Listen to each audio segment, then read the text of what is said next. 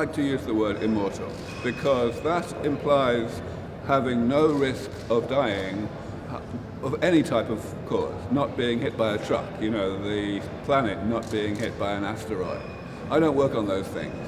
But I do certainly think that we are very likely to develop ways to eliminate aging so that your risk of dying does not go up as time passes. People often worry about, where will we put all the people if nobody is dying anymore? And of course, there will be a faster growth of the population because even though some people will still die from accidents and so on, the rate of death will be slower. But we must also remember that other technologies will increase a number of people that can exist on the Earth without any problems, because they will reduce the amount of pollution that we make. If we start to use renewable energy instead of fossil fuels, if we start to use artificial meat instead of normal meat, all of these things will make us cleaner. And that will mean it will be easy to have many more people on the planet with less environmental impact even than we have today. I believe that aging absolutely needs to be treated as a medical problem. I do not really like to call it a disease. I think that the word disease should be restricted to things like infections or genetic diseases that some of us inherit. I think that it is a problem that we call Alzheimer's disease a disease. We shouldn't. It's part of aging, same as Parkinson's disease or atherosclerosis. All of these things are consequences of the accumulation of damage in the body, which is okay for a while because the body is built to tolerate some damage, but eventually there is too much. So all of these things are part of aging, and they are definitely medical problems.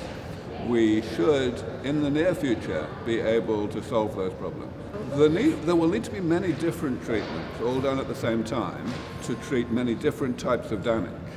But one thing that they all have in common is that they will repair damage. They will take damage away from the body and make us biologically younger again. This is as opposed to slowing down the rate at which the body makes the damage in the first place.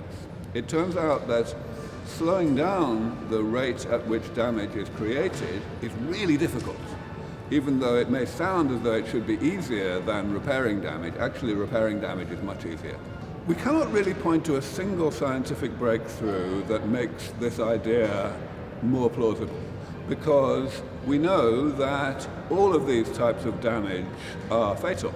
Any one of them can kill you, even if we fix all the others. So we always have to try to concentrate on the most difficult types of damage, which are furthest away. And in general, the breakthroughs that are made with the most difficult types of damage sound the most insignificant. Only when you're a scientist like me and you know what they mean, then they are important. So we can look at the easy things and we can say, there's been lots of progress already with stem cells, for example, or with senescent cells. But actually, we need to get the other things working as well. We certainly still have a huge problem that people make excuses for aging. They don't want to think about aging, and the easiest way to put it out of their minds is to trick themselves into thinking that it is a blessing in disguise. But that is changing.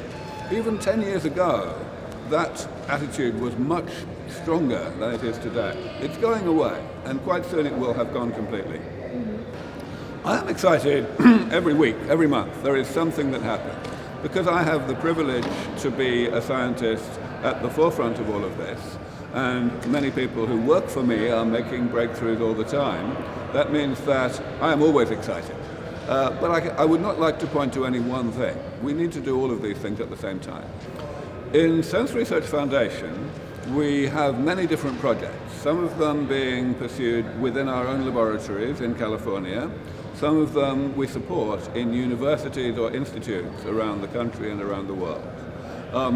Also, we work closely with other organizations that are pursuing similar areas.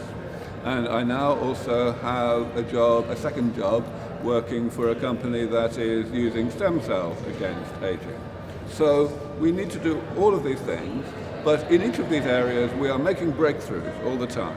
We are making it easier, getting closer to being able to apply these rejuvenation therapies to people.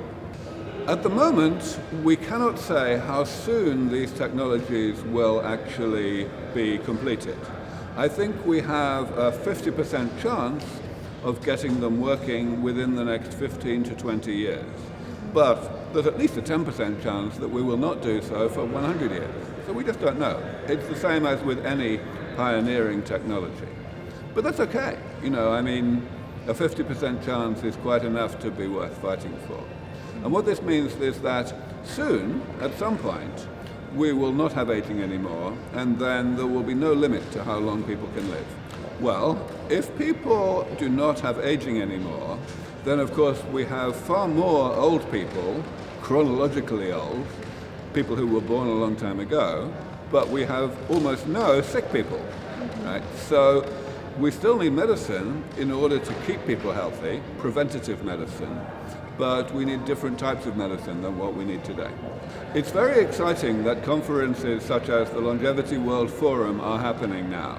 There are many more such conferences all over the world than there were even 5 or 10 years ago. And this shows that there is much more enthusiasm, much more interest from society in general. It's not just some tiny little scientific field where we only talk to each other. Everyone is interested now.